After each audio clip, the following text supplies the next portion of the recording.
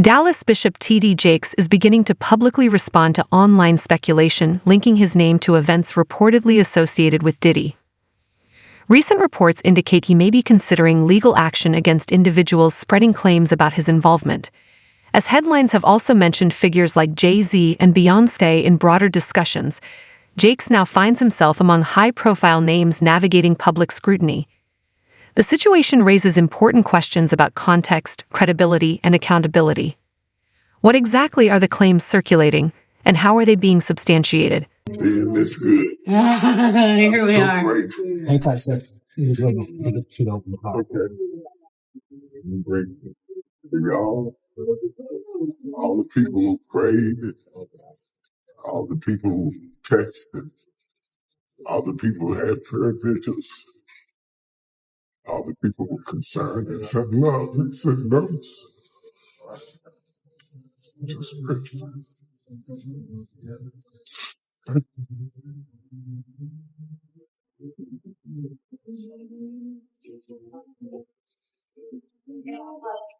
Just grateful.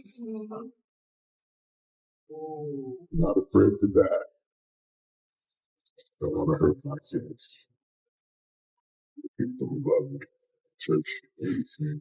Well, call me to die or something. On November 25, Bishop T.D. Jakes filed a defamation lawsuit against Pastor Dwayne Youngblood after Youngblood publicly accused him of misconduct allegedly dating back to when Youngblood was 18 years old. Youngblood claimed the incidents took place during church-related settings and stated that he had witnesses and phone records to support his account. Bishop Jakes has strongly denied the allegations and is pursuing legal action in response. Since then, his name has also appeared in broader media discussions connected to legal matters involving scene Diddy comms, as well as commentary from comedian Cat Williams, though no formal charges or direct claims have been filed against Jakes in those contexts. The situation continues to unfold through legal channels, with both sides presenting their positions as public scrutiny remains high. I can't even imagine being 18, 19 years of age. This person is killing it, and they're saying to you, come on in, let's talk. And so I did. I went in. We sat down at a very long dining room table in a room that she had. And for 2 hours, it was unbelievable. Pouring of heart, crying, him talking about my father. We talking about these scenarios. And I inwardly just knew I had finally found someone who could get it. Someone who understood. I'm sitting at this table, and for the first time talking to any man, I got tears coming down my face because somebody gets me. Somebody understood what I was going through. Well, after sitting there and having this long discourse with him, I finally look at my watch and I'm like, oh my goodness, I got to go. I got to get this car back to my mother. She's going to kill me. So I said to Bishop, I got to get up. And I got up from the table. He got up from the table. He walked around toward the way I had to exit quicker than I got over there. And when I started to walk past him, he pulled me to himself, wrapped his arms around me and tried to kiss me. And in that moment, I literally died. I could not. I tell you, to this day, I can't remember how I got out of that place. But I remember driving home with all kinds of crazy thoughts and what in the world am I going to do now? And I finally get home, get in the house, get in the bed. I'm going to try to go to sleep. And I get to sleep and get up in the morning. And in the morning, I step into our bathroom and my home phone rings. My mother answers the phone and she says to me, Wayne, it's Elder Jakes. And I get on that phone. And when I get on that telephone, I can hear water. He is sitting in a bathtub. And in that thing, he says to me, without any hesitation, there's 3 things I need you to do. The first one is, when I come to Pittsburgh, you're going to be the only person I sleep with. The second one is you can't sleep with anybody else because I don't want to give my wife anything. And thirdly, I will take care of you the rest of your life.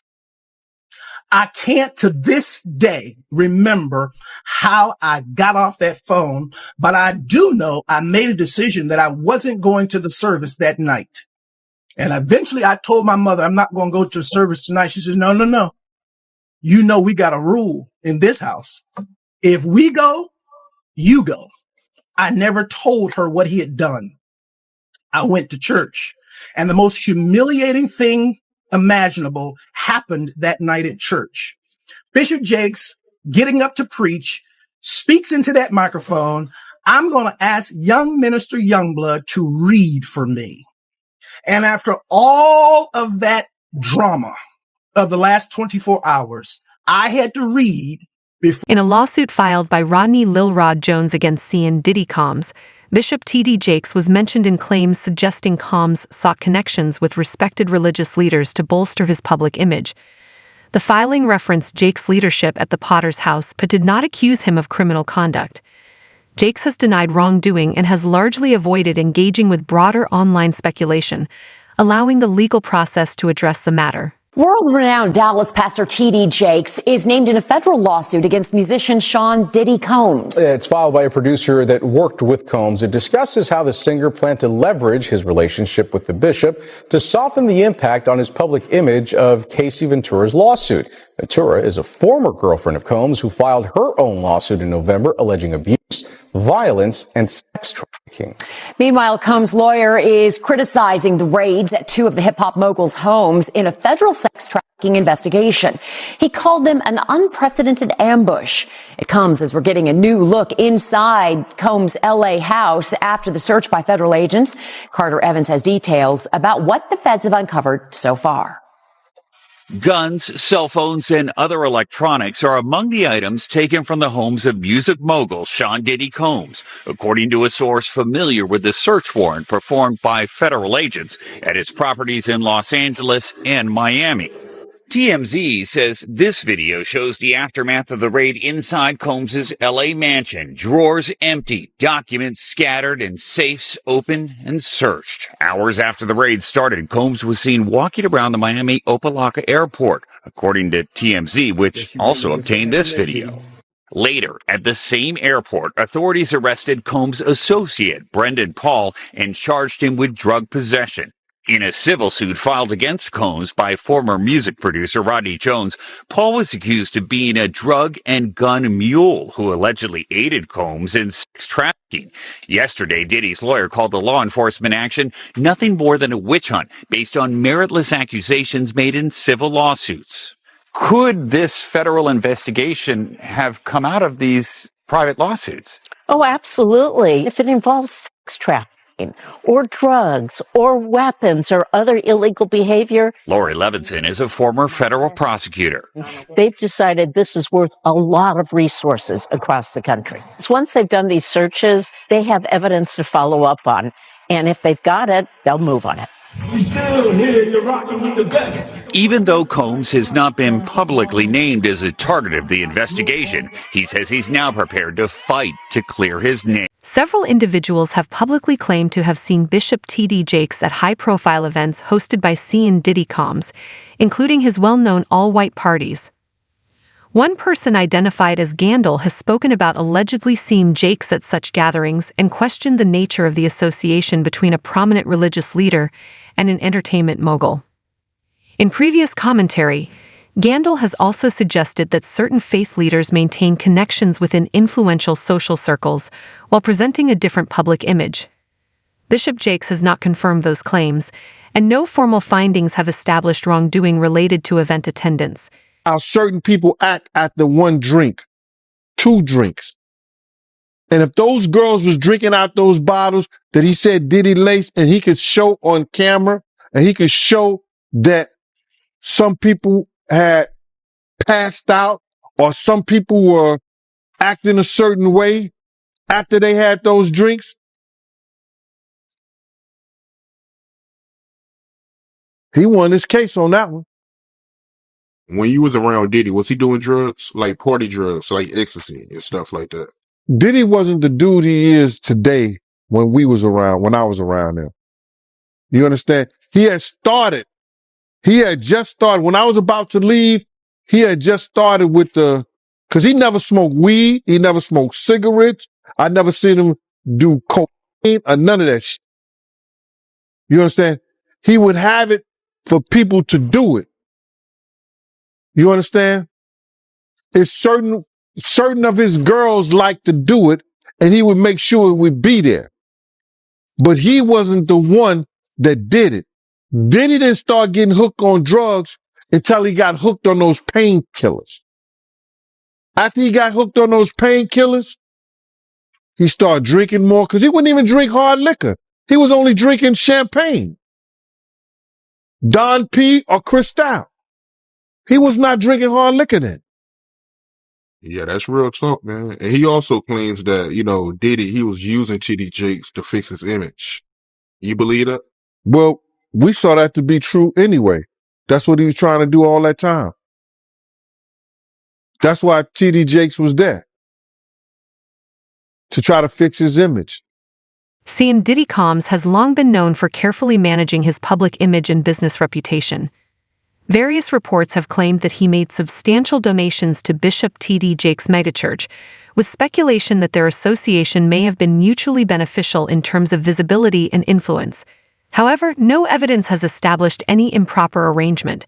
Since Jakes' name surfaced in related legal filings, some sources have suggested he has faced heightened personal stress, including reports that he appeared unwell during a public appearance.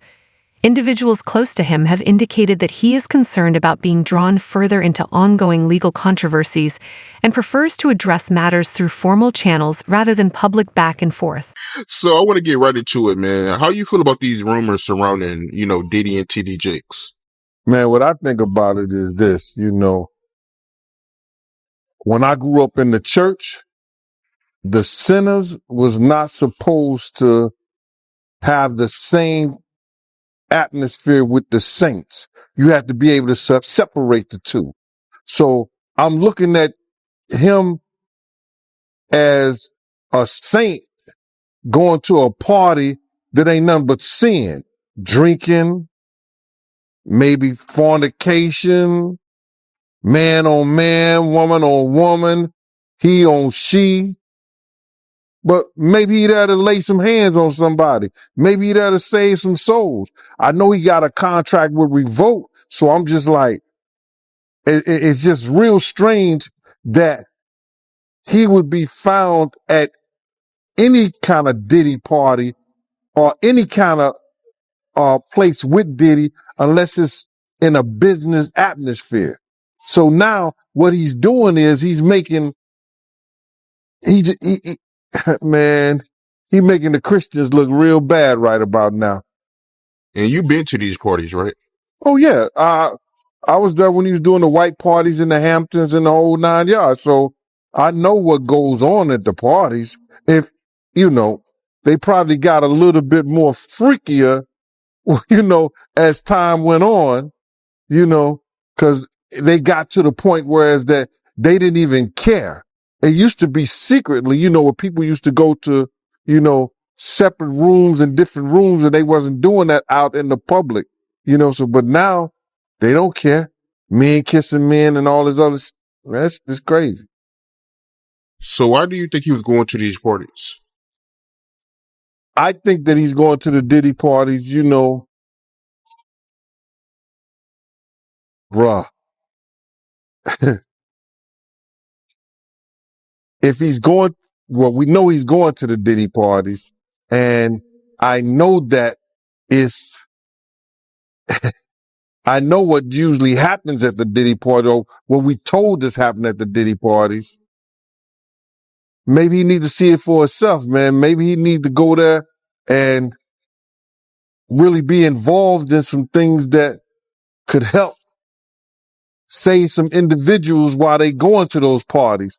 Or maybe he just going to, man, it's hard. It's hard to even talk about. Why would you find a religious man, when you know that the saints supposed to separate themselves from the sinners, and why would a religious man like himself be at a party which ain't nothing but sin that's going on, bro? Whether it's drinking, maybe fornicating, maybe, like I said, men on men, women on women. It's hard to put in perspective unless he's involving himself what is actually going on at the parties. It's hard, brother. Bruh, you can't, I really don't know why, as a spiritual advisor to him, that they buddy when he got a party with him like that and be at his parties. It's got to be, maybe it's something more that. There have been reports about federal investigations involving seeing Diddy comms and searches of his properties, but officials have not confirmed that Bishop T.D. Jakes appears in any seized footage or is connected to those materials. While some commentators have speculated, no verified evidence has publicly identified him in relation to the raids. At this point, any claims about his involvement remain unconfirmed, and no formal findings have tied him to the investigation. Or his celebrity friends is going to speak or say nothing until they're either contacted or they know what they really got. So you feel like they might be worried that they might be on tape at one of Diddy parties doing something they wasn't supposed to be doing? I think that the celebrities that may be worried is because what Lil Rob said. Lil Rob said in his affidavit that Diddy had every room taped and bugged. Diddy had, bro, can you imagine? He had every room taped and bugged, and they found little bugs and little tape recorders. I mean, little those micro projectors or whatever like that, or video cameras. They found them in the house, bro. So by them having those things in the house, and people know there's drugs, there's alcohol, there's loose women, there's loose men, woman on woman, man on man, all kind of crazy shit. Bruh. They just wondering who or when they're going to let this stuff be known. Legal analysts discussing the allegations surrounding Sean Diddy comms have noted that some claims describe patterns centered on power, control, and dominance rather than personal relationships alone. Separately, an accuser of Bishop T.D. Jakes has alleged feeling manipulated and humiliated during past interactions, including claims that authority was used in a coercive way. Jakes has denied the accusations and is pursuing legal action in response. At this stage, these accounts remain allegations, and the courts, not commentary, will ultimately determine their credibility and any legal consequences. Why did you believe in these cases, and why didn't you believe in others that you were presented with? Well, the thing with a sexual abuser is they follow a pattern. They fall to type, and you become very clear on what that pattern is, particularly a serial sexual abuser. And these cases were all identical in the facts, identical in the story. It was beginning, middle, conclusion. They know each other? Boom. None of them knew each other. Did you have them meet? No. Did you have them coordinate stories? No. Do you think they had any contact with each other before they came to you? Absolutely not. And when you were talking to them, well, first, the ones that you didn't take, why not? Stories didn't make sense. Stories didn't fit the pattern. Stories were not credible. I mean, this is my 30th year as a lawyer. I've tried over 100 cases. I can assess whether somebody's story is credible. And if I don't believe it, I'm not going to put my name on a pleading, sign it, and file it in court. I'm not doing that. And that's what I did with the 60 plus cases that I rejected. And this is not really your area of expertise. If people look you up, celebrity lawsuits is not really where you make your bones. Why this? Well, I have handled, I was involved in the Weinstein litigation. I was involved in the Paducah litigation. I was involved in the Hayden litigation. Why did I do this? I do this because it's important. I think it's important for people to be heard, have their chance to get the power back. Because sexual abuse, sexual assault is about one thing, taking power, humiliating, demeaning a person and a victim. It has nothing to do with sex. And so I think it's important. I think it's important to get the word out. I think it's important for men to feel, hey, look, I can come out and be heard just like a woman could. And the defense that, look, they knew what they were getting into. These are regrets. They went there, they partied, and now they see a pocket. No, I don't think so. One, my client Were was they gay men? One was bisexual. The other ones were not. And they were going there. The client was bisexual, worked for Diddy. Diddy owed him money for doing errands for him and being his step and fetch, for lack of a better word. And I think it was a power move. It was a clear power move because this guy had the nerve to come to him and say, you owe me money. And so Diddy said, come on to the Intercontinental Hotel. He gives him the drug, knocks him out, sodomizes him. And I won't use the term that my client used, but he said he tried to turn me into his B word. And I think it was a clear power move on each and every occasion. I think the ones that took place in the Park Hyatt, that wasn't partying. My client met him at a nightclub in the city here with a music producer. He didn't think he was getting into that. The man who was in the Hamptons, he thought he was going to a white party. Who wouldn't want to go to a white party? I would have gone to a white party back in the day. I wouldn't go now, but they went there innocently. Some observers have speculated that Bishop T.D. Jakes' name surfaced amid broader allegations surrounding scene Diddy Com's social circles. Reports and claims have suggested that Diddy's gatherings involved high-profile guests, and that footage from these events was allegedly used to gain leverage over certain individuals. While these assertions have circulated online, there is no verified evidence linking Jakes to any wrongdoing, and none of the claims have been confirmed through official channels. It's all about the money. They saw what he did to Cassie with the kicking, the punching. They saw what they did to Cassie. They know that nobody in America liked that. So now these people are represented by a brand, whether it's something about the music, clothing, movies. They're not going to come out and speak on nothing that has anything to do with them. And they praying that they not on the tape doing crazy stuff, being oiled up in the whole 9 yards. They praying. So until the feds say, hey, yo, listen here. We got you on, hey, buddy, we got you on this tape. And girl looked like she was pretty young. We're not going to show it, but we need you to come and testify against Brother Love, P. Diddy, Puff Daddy, Sean Combs. That's when they're going to start talking. And they're not going to be talking in his favor. When the feds come to them and show them what they got on tape, because if he had 250 tapes 250 cameras all over the house, somebody got caught stealing a cookie out the cookie jar. It could be your favorite pastor. It could be your favorite politician. But they didn't think they was being watched. And Brother Love was watching.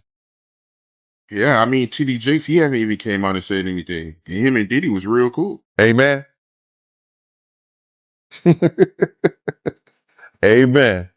Yeah, man. And I know the people in the congregation over there is shaking in their boots because this man then led them probably allegedly probably led them to damnation because those people's hearts are going to be broken if that man is seen on those tapes doing anything.